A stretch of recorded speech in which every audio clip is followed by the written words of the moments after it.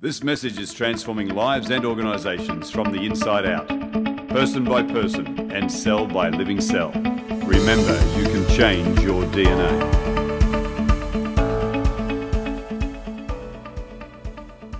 Hey, let's personalise this for a minute, because, you know, not all of us here are business owners and so forth. Having success in our own life. You mentioned Willisy before. Now, not everyone is going to know what that means, but it's related to this, and I thought this is such an interesting stat, if I can read this out.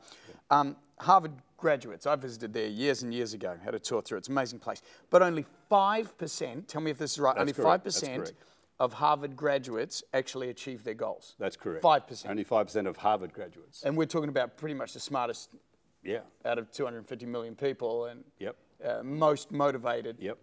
And have got, and when you're from Harvard, you've got all the connections as well. Yeah, that's right. So why only 5% achieve their goals? Well, I think the question I'd really want to raise, and I'll answer that question, the question I'd really like to raise is what Willisy raised. He said, how can you be out there stimulating people to aim for things that you know they're not going to get? So in other words, I was being accused of false leading and misleading information. Yeah, right. And so I actually asked Willis, and I'll come back to that. I actually asked Willis, I said, so do you do any sport? And he said, yeah.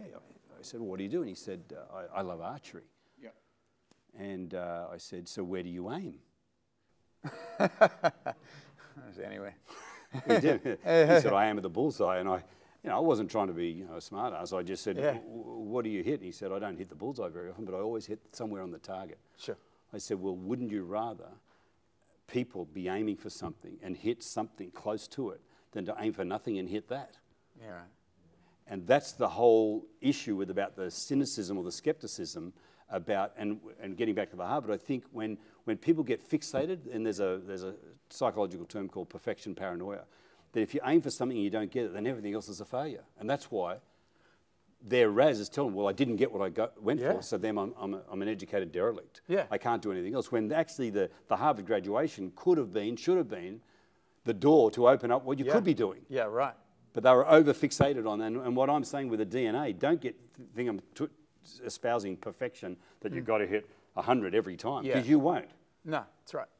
You won't. I won't. No one will. No. But what I hit will open the door. And I've said to some very close friends in this room, personally and professionally, when one door closes of the door you are aiming for, in that room that looks closed, there's another door. Yeah. Incubate it long enough and that door will open. Yeah, right. In the door, not just in your mind, but in your actual opportunity. And the beautiful law in psychology, which is called reciprocity, you attract what you radiate. When you radiate that belief that something's not opening there, keep in that room. You're in that room for a reason. And it might be a testing room. It might be one of the hardest days, months, weeks, years of your life, or season of your life. But there's a door. There's a person in that room that's going to open something. And if your RAS believes that, you will see it. And I'm not just talking, hype, motivation. I'm talking about cellular fact. Those transmitters, and that's the whole science behind the whole law of attraction. It's that your cells will radiate enough strength that the cells of other people looking for that will be attracted to your goals and your vision and your dreams, and they will join you and help make your dreams possible. I've heard it said very often, people who have had great success, they just continually go through the door that's open.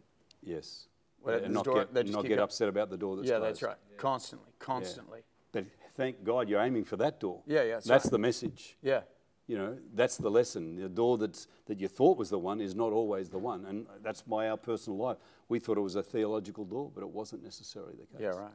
But if you hadn't have gone down that track in the first place. Exactly, Jamie. Yeah, cool. I wouldn't be sitting here talking to you. Oh, yeah, it's a good day. Great day. And drinking Girdler's coffee. 3 plugs now. Okay.